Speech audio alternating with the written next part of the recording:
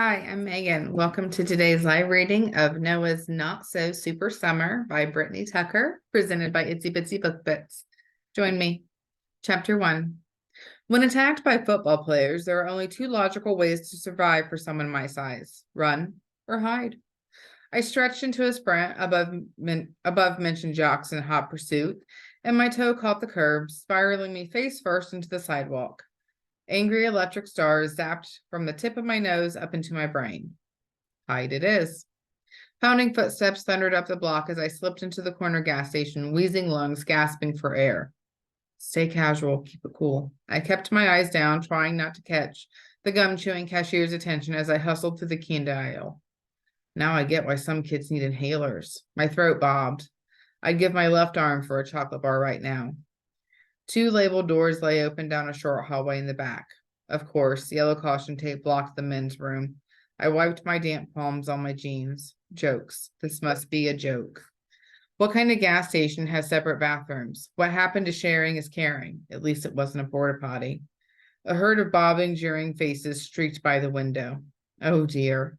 My heart lurched like a remote-controlled helicopter. Against all my better judgment and screaming sensibilities, I ducked into the girls' room and locked the door behind me. The bell on the station's front door jingled. A way out. I need a way out. Shirt clinging to my skin, I glanced down at myself. As much as I'd like to say I had a bulging, muscled chest beneath a V-neck tee with a thick coating of curly chest hair peeking out over the collar, sadly, that wasn't the case. Sweat soaked through my oversized sweater, dripping down my arms and making my fall duty watch chafe my bony wrist. There's nothing more humiliating than being 12 and still buying your clothes in the junior section. I sighed, wiping my damp forehead on my sleeve. If I were a football player, I'd pick on me too, but at least I could do my times tables without a calculator, not to mention tie my shoes without relying on Velcro. Noah, the doorknob rattled, followed by several snickers. I can smell your daddy's janitor stink. I know you're in there. Sweet and sour sauce, I'm doomed. I searched frantically for an escape route and glanced up. The window. I hopped on the toilet seat. The screen popped out quickly enough, but the window itself jammed. I pulled against it, but all I managed to do was slip and soak my foot in potty water. Noah, you don't have to hide in there. More snickers. Come on out. Not on your life. My head had been shoved into enough toilets to know better than to open the door. With a defeated sigh, I plopped down on the toilet seat. I doubt I'd leave here without at least an atomic wedgie, and that didn't mean I wouldn't make them work for it. Let them knock the door down. I had all day. I need a miracle to get out of this now. Maybe I could just stay until closing time if I promised to mop floors or something. I covered my ears as the football players continued to pound on the door, laughing and howling together. If I hadn't lost my backpack 3 streets back, I'd at least have some snacks to pass the time. A gentle shake rattled the wall and the chatter quieted. Did I imagine that? The floor bucked like a rotten pony and tossed me head first into the stall door. Wincing, I gripped the edge of the toilet to keep from falling off the seat. Vibrations seeped through my wet shoes and into my bones. Ripples curled through the water, pulling on the floor. Screams echoed from the hall and then went silent as the rumbling stilled. I breathed out a sigh of relief. What just happened?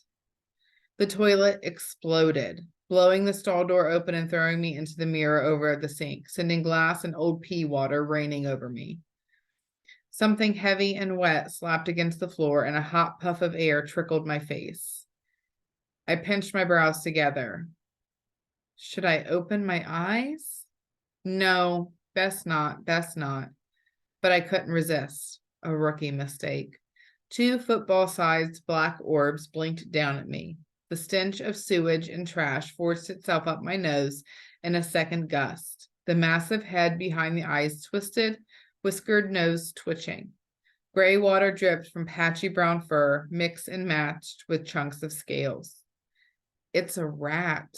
I held my breath as the creature chittered to itself. A rat man the size of a moose. It pressed its snout into my chest hard.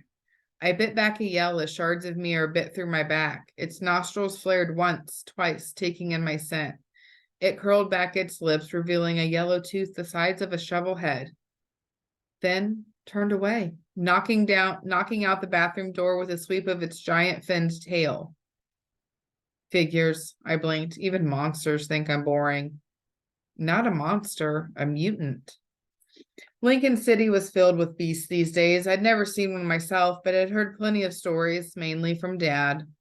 I leaned my head back against the wall. Water dripped from the cracked sink into my forehead, grounding me. Every breath sent sharp pains lancing through my spine. Stop, breathe, think. Stop, breathe, think. One of Dad's mantras. The carnage happening on the other side of the wall sounded ugly. Smashing, banging, hissing, grunting, more screams. I turned my head just as a can of peanuts rolled down the hallway.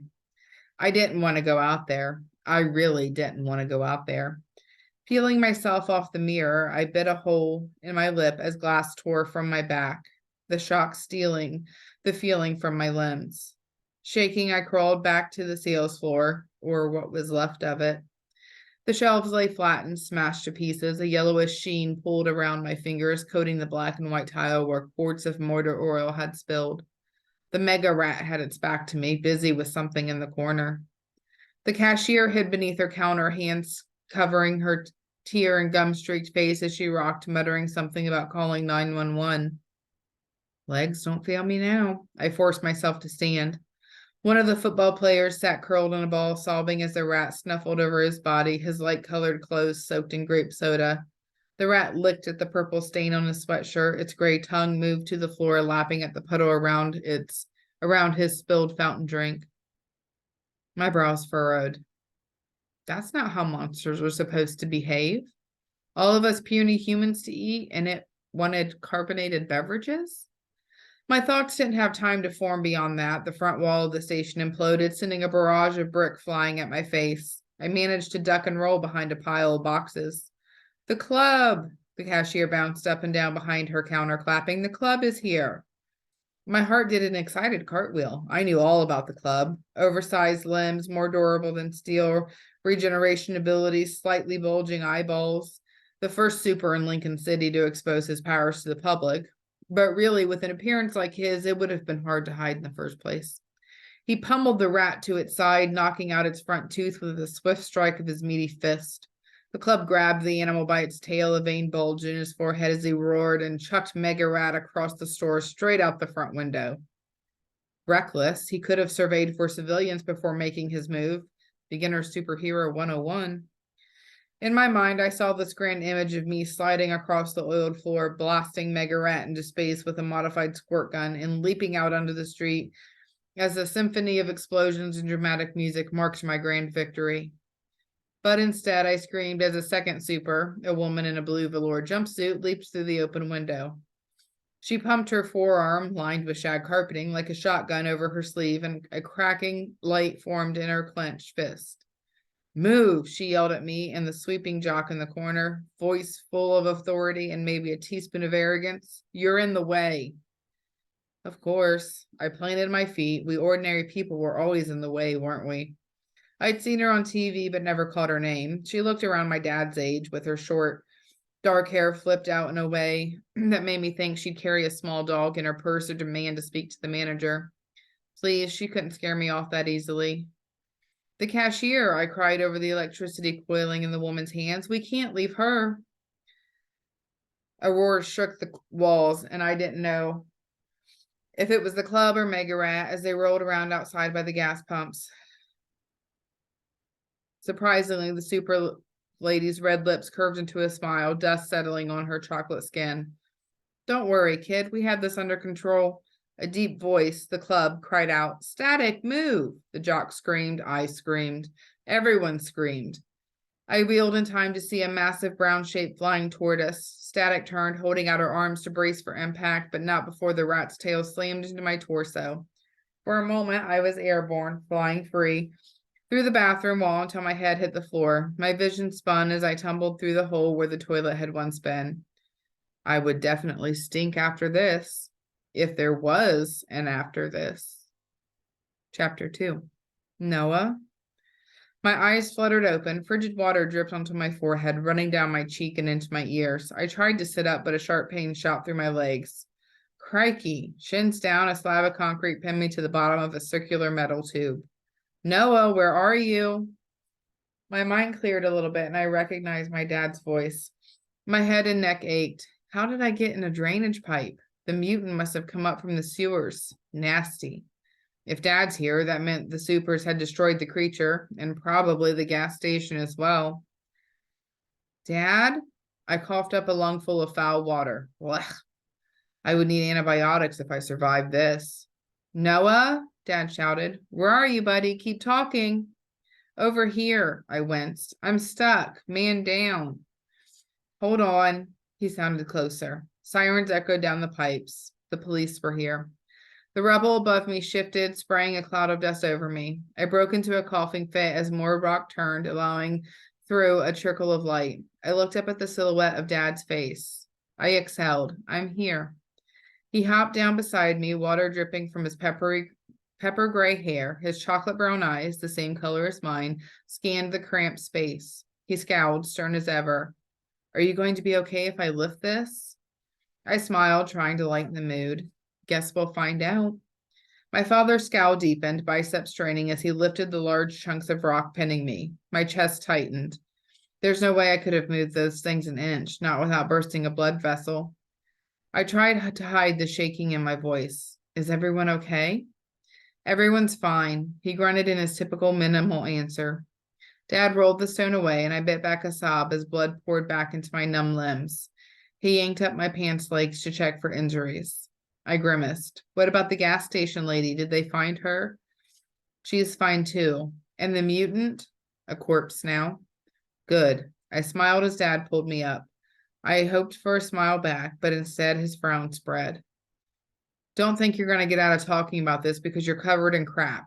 You were supposed to be home. I sucked on my teeth, gaze falling to the ground. I was literally almost murdered by an overgrown rodent today. I know, Dad's lips turned up in the corners. That's why I said we were going to talk about it later. For now, climb if you can. I didn't have the energy to argue, so instead I squeezed my way through scrap metal and concrete. The sewage squelched as I pulled my feet up, searching for handholds. I slowly picked my way toward the opening of the floor above. A hand needled through the gap and took hold of my wrist. The next second, Chief Jordan, head of Lincoln City Police, held me to my feet.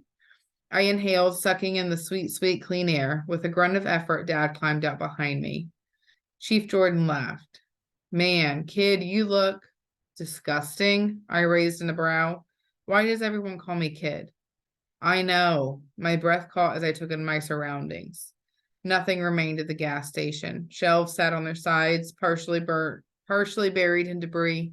Mice ran between the chunks of concrete and glass and brick, the entire site sectioned off with yellow caution tape.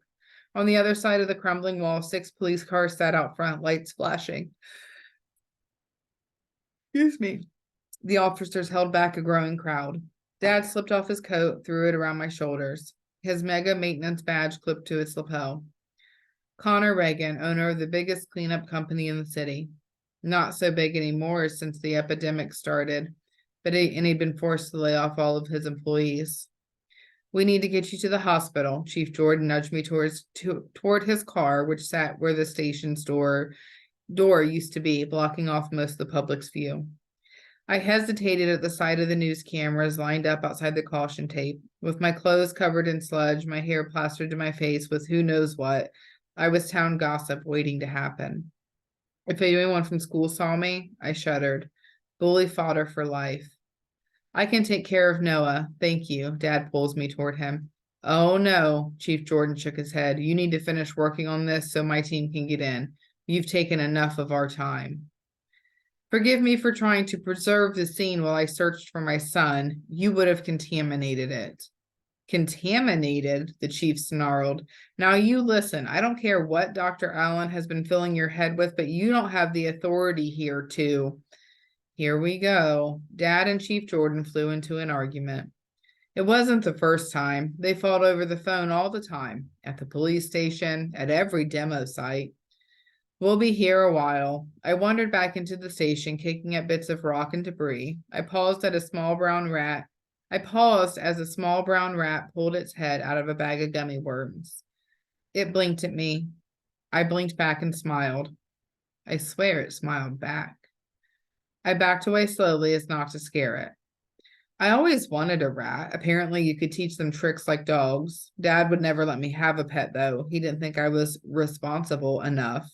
Ridiculous. I'd kept a houseplant alive for 3 months once, longer than he ever had. Speaking of Dad, I glanced over my shoulder. They were still arguing, with raised voices now. We'd be here all day if this kept up. Ever since the mutants, Dad never stopped working. I guess it wouldn't be different than usual if he were making money. At least then he'd be in a good mood. He told me companies like his now had to work minimum wage to decrease the city's financial burdens. I didn't understand all that adult jargon, but I did understand one thing. As long as the mutants were in Lincoln, the staple of our family's diet would remain ramen. Another speaking of which, dinner sounded incredible right now. I wandered through the gas station, patting my grumbling stomach. I bent to pick a bottle of soda off the ground. With all the dust, my throat felt like I had just downed 10 pixie sticks. I'd earned a drink after everything I'd been through, right? I reached the lid to check for the expiration date. Surely I could have it if it were expired. I froze as a sharp pain shot across my back.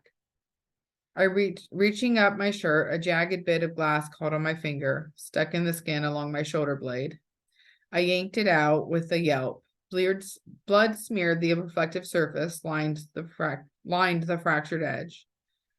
I chewed my lip. Maybe Dad and the chief will start arguing. Dr. Allen wanted super blood, but maybe time for improvised tactics. Hey, Dad. The two men turned. I held up the shard. I think I got something. Hunger flashed across my father's features. He slid on a pair of medical gloves as he strode toward me. I felt horrible passing him that bit of glass, but my back would get infected if we didn't hurry up. All's fair in love and war, and medical emergencies. Dad examined the shard and then smiled up at me. Good work. He bagged the sample and labeled it, scanning the surrounding area. If you found this, there's more. He shot me an anxious glance. He didn't want to leave the scene. I smiled tightly. Chief Jordan can take me to the hospital. The line between brows deepened. Dad's brows deepened. But it's fine. Dad pursed his lips and sighed. Be careful and call me when you've settled in, okay? I nodded and headed out of the station to join Chief Jordan, standing outside his cruiser. As I ducked under the caution tape, a pair of large blue eyes watched me from the crowd. My stomach bottomed out when I realized who they belonged to. Ruth Keller, my greatest weakness.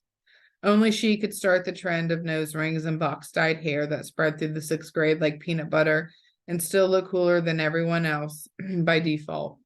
Even the football players couldn't compete with her. I'd been trying to catch her attention since we were 6 with no success.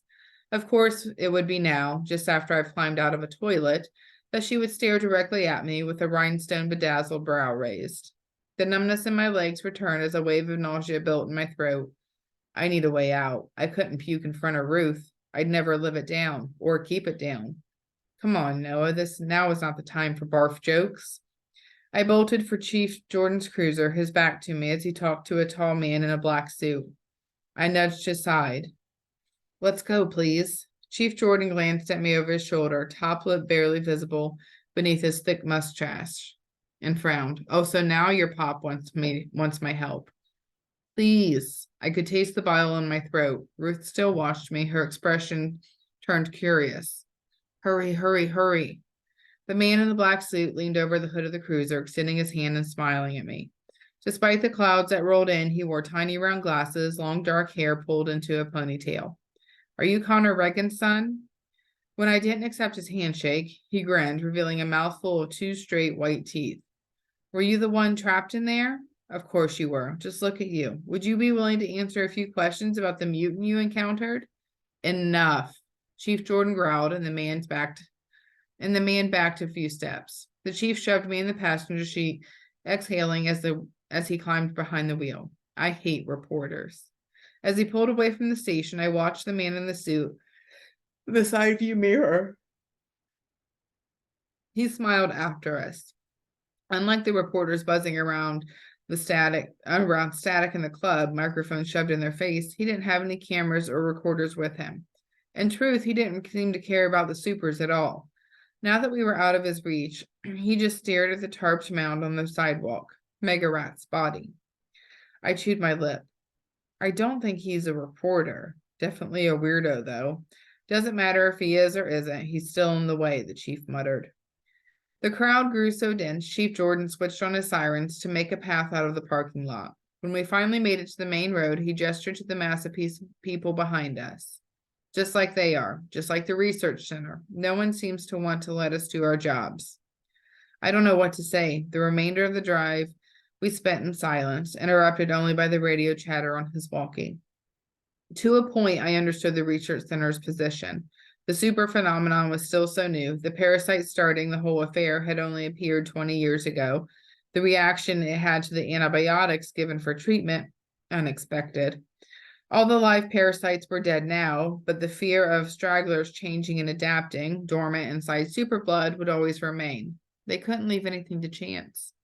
Chief Jordan pulled up to the emergency room's entrance curb, an unsightly, moss-stained section of an even uglier hospital building. He turned and looked at me for the first time since I'd gotten in the car, eyes worried. You gonna be all right on your own? Yes, sir. I opened the door and stepped out onto the sidewalk, and thanks for the ride. Chief Jordan's chin did a quick jerk that I think was supposed to be a nod. He put his car in gear, signaling he was ready for me to leave. I shut the door, the window still cracked. Chief? Chief Jordan raised a brow. I just swallowed. My dad does like you. He's just under a lot of pressure, you know. A sympathetic smile twitched across the chief's lips. Aren't we all, Noah Reagan? Aren't we all?